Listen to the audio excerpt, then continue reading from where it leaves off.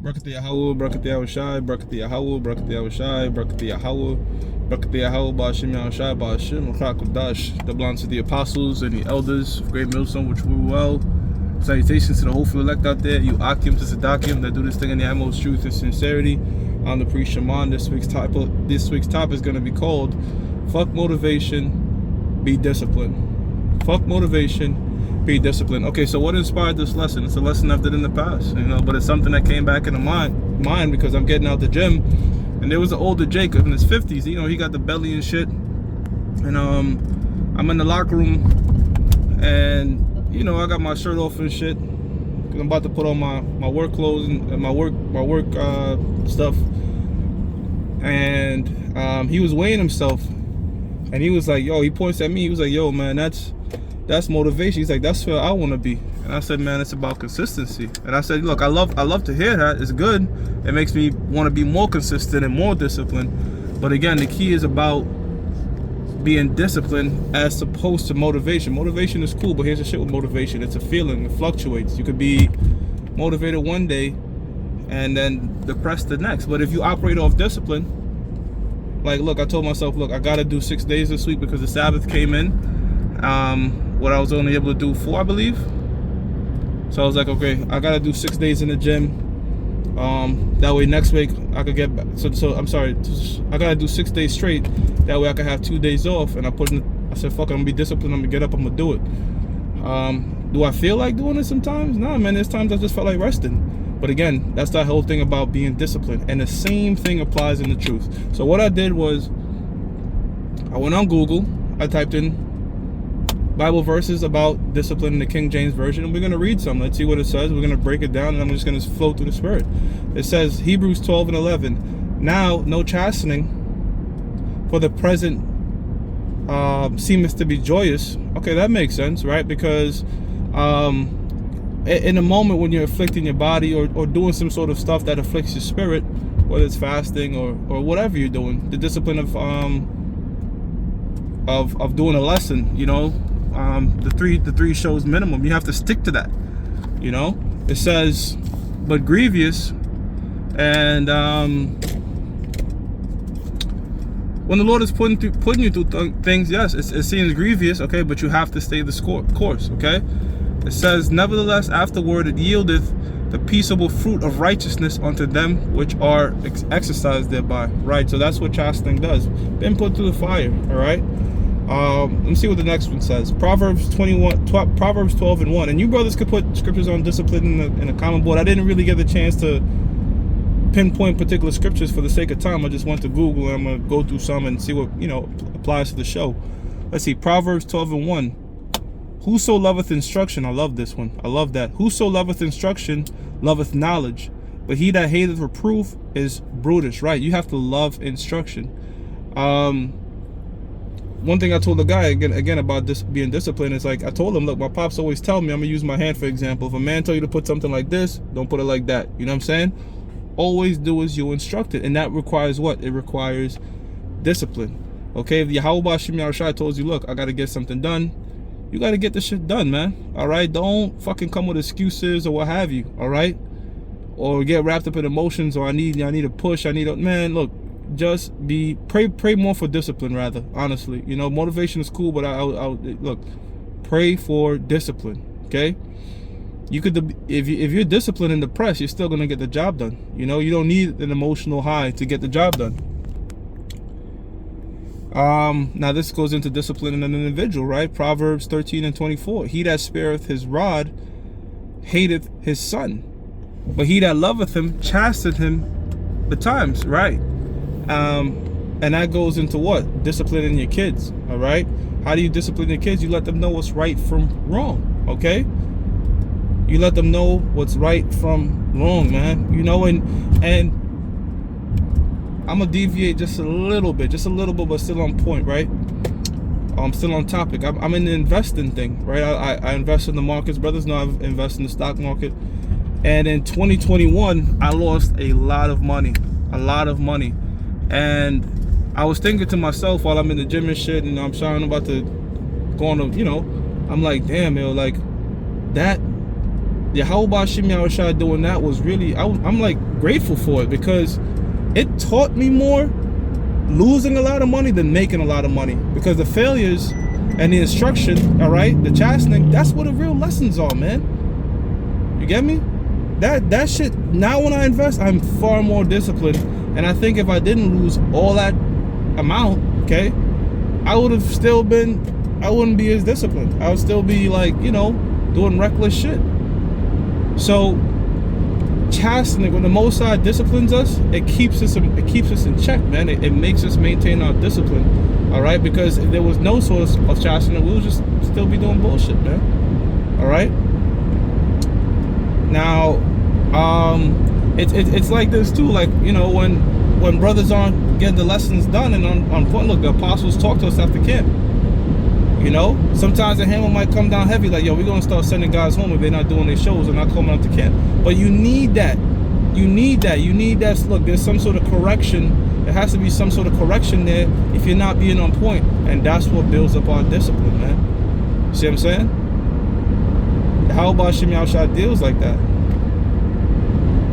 1 Corinthians 9:27, it says, but I keep under my body. Okay, so these scriptures are sort of jumping around, but the generality is discipline. But it's like, I see what it's doing. It's just jumping around in terms of like disciplining your kid, you know, disciplining your body, you know, the chastening. I see what it's doing. All right, basically they kind of have it in random orders, but the general topic is discipline, and that's the lesson. So 1 Corinthians 9:27, it says, but I keep under my body and bring it into subjection. Right, keeping under that goes into what? Being disciplined with your body, and that's something that's also very important, man. All right, that brothers should be doing. All right, which brothers do. Brothers really get into the health of things, okay, and taking care of their body. But really, when the Apostle Paul says that, keeping under his body goes into what? Humility, right? Not getting too lifted up, you know. You always want to be humble. If you humble means off the ground, man. If you keep yourself up off the ground, there's no place to fall because you're already on the ground.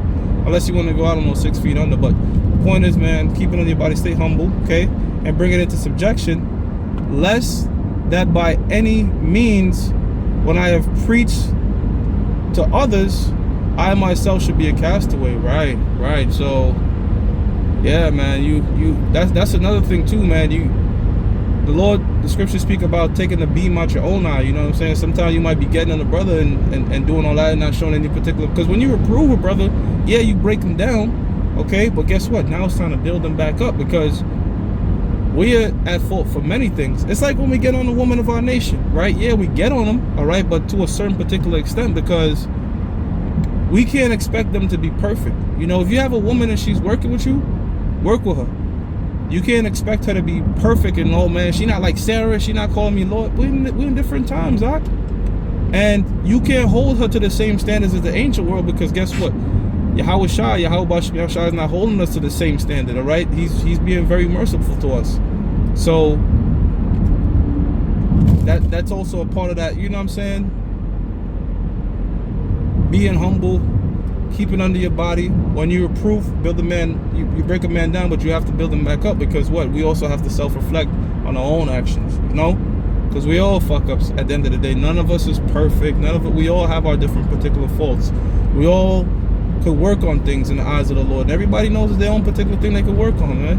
All right? And sometimes, guess what? You have to have something called intellectual humility. Brothers can look, I don't even gotta look it up, I'll tell you. Intellectual humility is when you go and you approach somebody and you have the mindset that they could be right.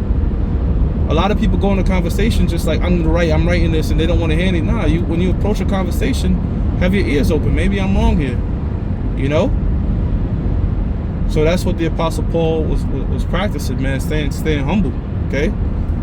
Okay, which again, you know, that's a discipline thing too, man, to control your spirit, make sure you're not getting prideful, you know?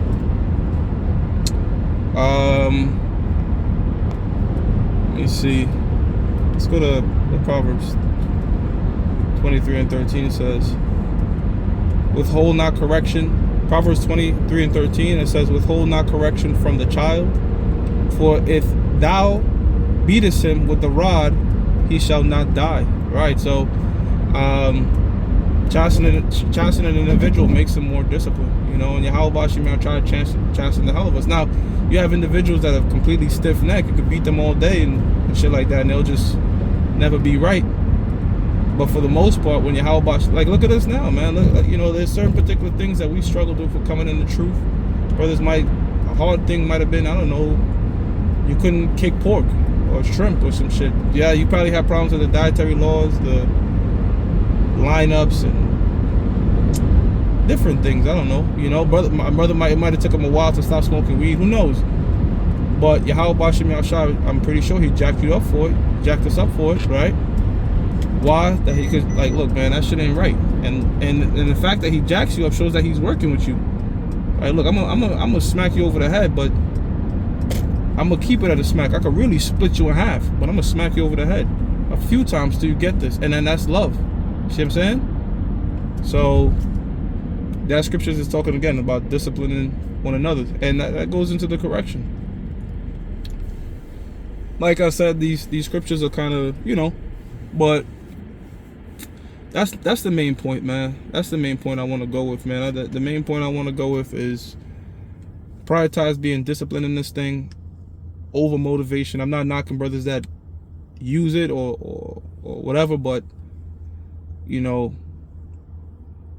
like right now, like I'm telling myself, look, if I'm getting out of the gym and I'm driving home, I'm gonna put on the camera, I'm gonna do a lesson, man. I'm gonna go in the spirit, I'm gonna see what happens. You know what I'm saying? I'm gonna try to stick to that.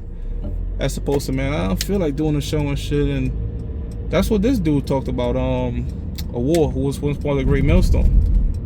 He was just like, do shows when the spirit is on you, or the spirit got to be on you. But look at what he's doing. He's doing shows once a week, and it's camp. So really, once a week, like, nah, man. The scriptures tell you, the more you he that sow sparingly shall reap sparingly, and he that sow bountifully shall reap bountifully. So, you know, when you're doing lessons and you building others up, it's also building yourself up. So I don't really see the downside of, you know, being disciplined and saying, look, I'm gonna do X amount of shows. All right. So yeah, brothers, that's it. We give all praises to Yahweh Bashem Yahshua, Bashem Rakakudash, that belongs to the apostles and the elders of Great Millstone True Well. Salutations to the hopeful elect out there, you Akim for Sadakim that do this thing in the utmost truth and sincerity. Shalom.